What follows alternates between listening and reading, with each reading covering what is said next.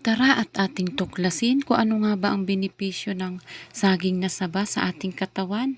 Alam mo ba na ang saging ay isa lamang sa itinatanim at inaani at kilalang kilala na dito sa Pilipinas sa ngayon, ay nakikilala na rin sa ibang bansa o bahagi ng mundo.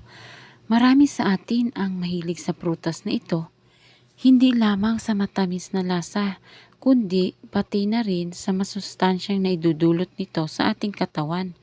At isa nga po dito, unang-una ay ang malakiang naitutulong nito sa circulatory system ng isang tao.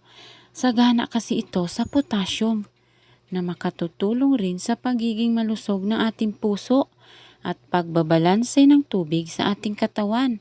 Mainam din ito sa pagpapanatili ng tamang presyon ng dugo, makaiiwas sa stroke. At pangalawa, sagana ito sa mineral at bitamina.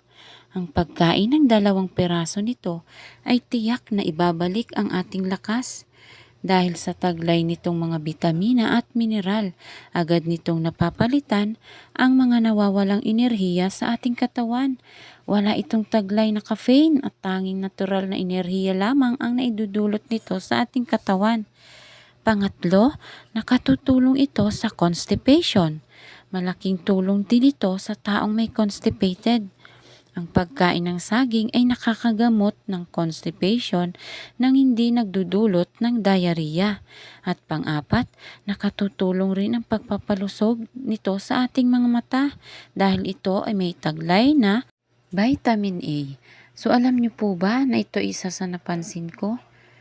Na ito ang kalimitang kinakain sa mga kabundukan kung saan patunay lamang na ito talaga ay mabisa sa ating katawan at masustansya.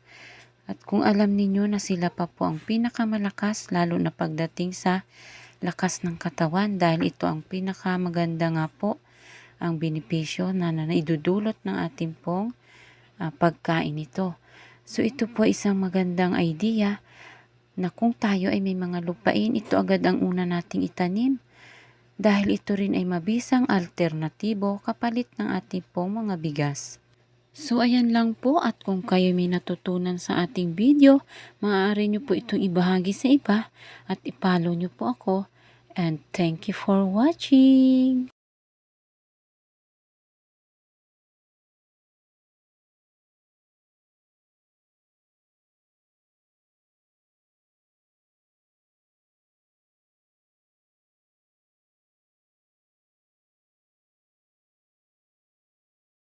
At kung kayo may natutunan sa ating video, thank you for watching. Pwede nyo po i-follow and i-share ang video ito.